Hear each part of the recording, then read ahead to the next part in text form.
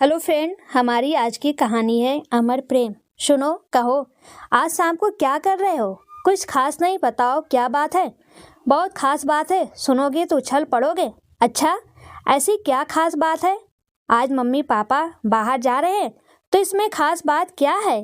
भैया भी एक सेमिनार में जा रहे हैं, देर रात तक लौटेंगे। तो एकदम बुद्धू हो, कुछ भी नहीं समझते हो। अरे बाबा, मैं आज शाम को घर में अकेली रहूंगी।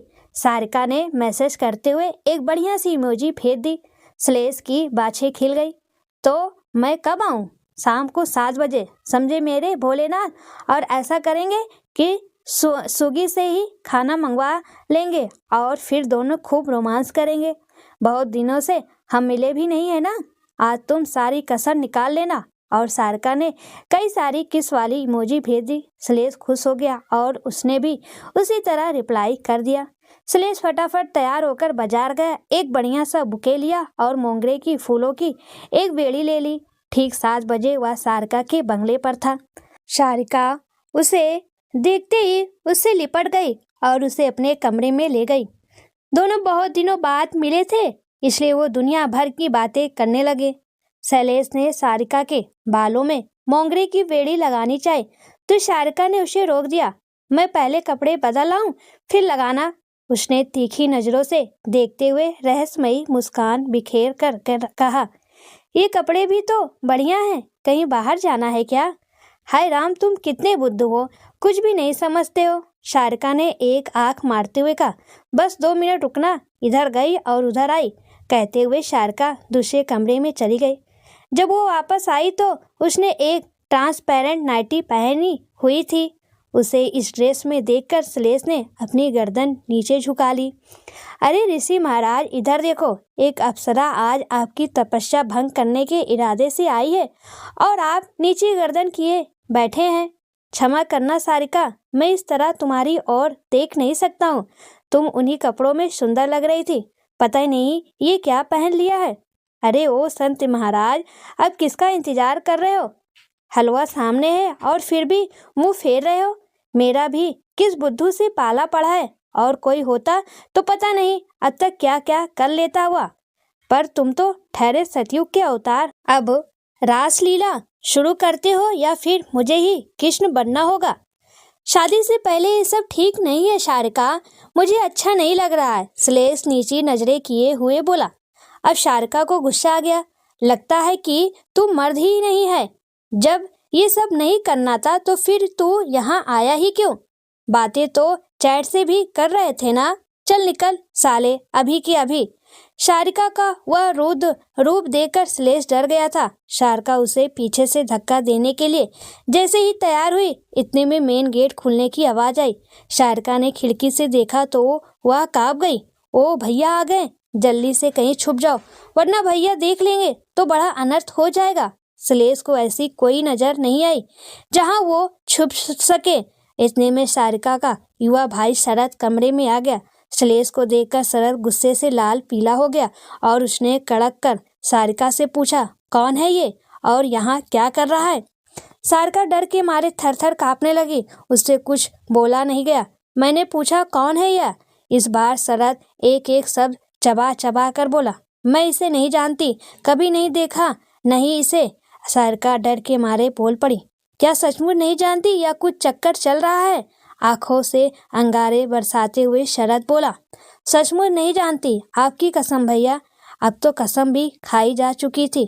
जब कभी विश्वास संकट में होता है तो उसे बचाने कसम ही आगे आती है। यहाँ भी वही हुआ।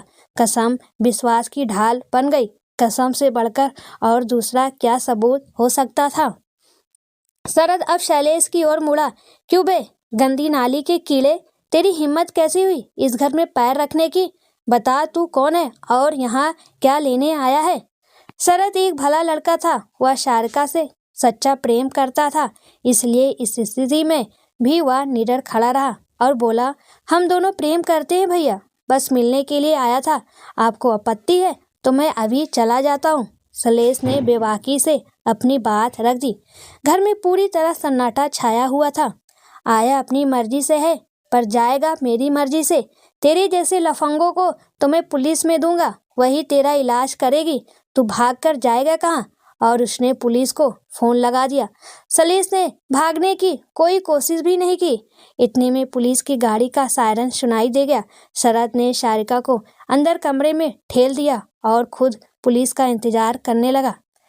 पुलिस आई और शरद ने थानेदार को कह दिया कि सलेश एक आवारा लड़का है जो उसकी बहन सारिका के साथ दुष्कर्म करने की कोशिश कर रहा था। थानेदार सलेश को पकड़कर थाने ले गया। शरद एक एडवोकेट था। उसने बार एसोसिएशन से कहकर हड़ताल करवा दी। न्यायपालिका और पुलिस में वकीलों का ही बोलबाला होता है और इनमें कहीं इन्हीं की चलती है। सलेश को कोर्ट में पेश किया गया। एक कटघरे में सारिका खड़ी थी और दूसरे में सलेश। दोनों आमने सामने थे। सारिका गर्दन नीचे किए खड़ी थी, मगर सलेश के चेहरे पर मुस्कान थी। कोर्ट में मौजूद लोग तरह तरह की बातें कर रहे थे। आजकल के युवक कितने बेशर्म हो गए, अपराध करने पर भी कैसे बेशर्मी से हंस लेते हैं। ये कोई शर्मो हया नाम की चीज बची ही नहीं है। ऐसे लोगों को कड़ा दंड दिया जाना चाहिए। बेचारी एक अबला का जीवन दुष्कार कर दिया है इस दुष्ट ने। सलेश खड़ा खड़ा सब बातें सुन रहा था। सुन तो सारिका भी रही थी, मगर वो ऐसा अभिनय कर रही थी कि जैसे उसे कुछ होश नहीं है। इतने में जज साहब डायस पर आकर बैठ गए। कोर्ट में शांति प्राप्त हो गई। सरकारी वकील और शरद ने दलील शुरू की। सलेश का कोई वकील नहीं था। उसके पिता ने वकील कर भी दिया था, मगर वकालतनामा पर सलेश ने हस्ताक्षर करने से इनकार कर दिया। जज ने एक बार फिर पूछा, कोई वकील करना चाहोगे? सलेश ने दृढ़ता के साथ इनकार में गर्दन हिला दी। जज ने कार्रवाई आगे बढ़ाते हुए सारिका से पूछा, क्या इसमें तुम्हारे साथ दुष्कर्म करने का प्रयास किया था? सारिका ने नीचे गर्दन किए हुए ही हाँ में गर्दन हिला दी। अब जज ने सलेश से पूछा, क्या तुम इस आरोप को स्वीकार करते हो? कोर्ट में एक पल को शांति छा गई। हर निगाह सलेश की ओर उठ गई। सारिका जो अभी तक नीचे गर्दन किए खड़ी थी, उसने भी सलेश की ओर देखा। जाने क्या था उस निगाहों में कि सलेश के अंधरों पे फिर से मुस्कान तैर गई। चेहरे पर तेज आ गया और सिर उन्नत हो गया। एकदम शांत और गंभीर आवाज में सलेश ने कहा, जी जज साहब, मैं समस्त आरोप स्वीकार करता हूँ। जज हैरान थे। आज तक किसी आरोपी ने अपना कोई अपराध स्वीकार नहीं किया था, जबकि कईयों के अपराध सीसीटीवी में रिकॉर्ड हो गए थे, तब भी वो आरोपों से इनकार करते रहे। मगर यहाँ तो और कोई साक्ष्य नहीं था, केवल सारिका के बयान थे। जज ने एक बार फिर पूछा, आरोप स्वीकार करने का अंजाम तुम्हें पता है क्या? जी जज साहब, मैंने अपराध किया है तो मुझे सजा भी मिलनी चाहिए। जज आगे कुछ कह पाते इससे पहले सारिका रोते हुए बोली, क्षमा करें जज साहब, अपराधी ये नहीं, अपराधी तो मैं हूँ। मैं प्रेम को जान नहीं सकी। आज मुझे सलेश ने प्रेम का मतलब समझाया है। सलेश ने मेरे साथ कुछ गलत नहीं किया, बल्कि मैंने तो उसे बहुत उकसाया भी था। मेरा भाई अचानक आ गया था, इसलिए मैं घबरा गई थी और भैया की बातों में आकर सलेश पर झूठा इल्जाम लगा दिया। अगर सजा का कोई हकदार है तो वो मैं हूँ। मैंने एक सद्चरित, शालीन, संस्कारवान युवक पर झूठे इल्जाम लगाकर न केवल उसकी और उसके परिवार की इज्जत मिट्टी में मिला दी है, अपितु उसका जीवन भी तबाह कर दिया है। अतः मैं सजा का वास्तविक हकदार हूँ। सारिका का चेहरा यद्यपि आंसुओं में डूबा हुआ था, मगर वो अब उस सूरज की तरह बेदीमान हो रहा था जो ग्रहण से बाहर निकल आया था। अब उसके अंधरों पर एक स्मित मुस्कान बिखर रही थी। अब वह सलेश की आंखों में आंखें डालने की हिम्मत कर रही थी। नहीं जज साहब, ये मोहतरमा झूठ बोल रही हैं। मैंने इनके साथ दुष्व्यवहार किया है और ये मुझे बचाने के लिए झूठ बोल रही हैं। मैं अपराधी हूँ, मुझे दंड दीजिए।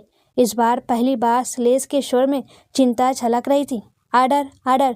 कोर्ट को पता चल चुका है कि सच क्या है और झूठ क्या है। प्रेम वो नहीं है जिसमें केवल अपना सुख तलाश किया जाता। प्रेम तो वह है जो अपने प्रेमी के लिए अपना सर्वस्व दांव पर लगा देता है। सलेश एक सच्चा प्रेमी है। उसने अपनी प्रतिष्ठा, कुल की मर्यादा और अपना जीवन सब कुछ दांव पर इसलिए लगा दिया कि जिससे वह प्रेम करता है उसकी इज्जत पर कोई आँच ना आने पाए। और इसी सच्चे प्रेम ने सारिका को झकझोर दिया। वो समाज से डर रही थी, लेकिन सलेश के प्रेम ने उसे हिम्मत दी, उसका हौसला बढ़ाया और उसने सबके सामने प्रेम को स्वीकार कर लिया।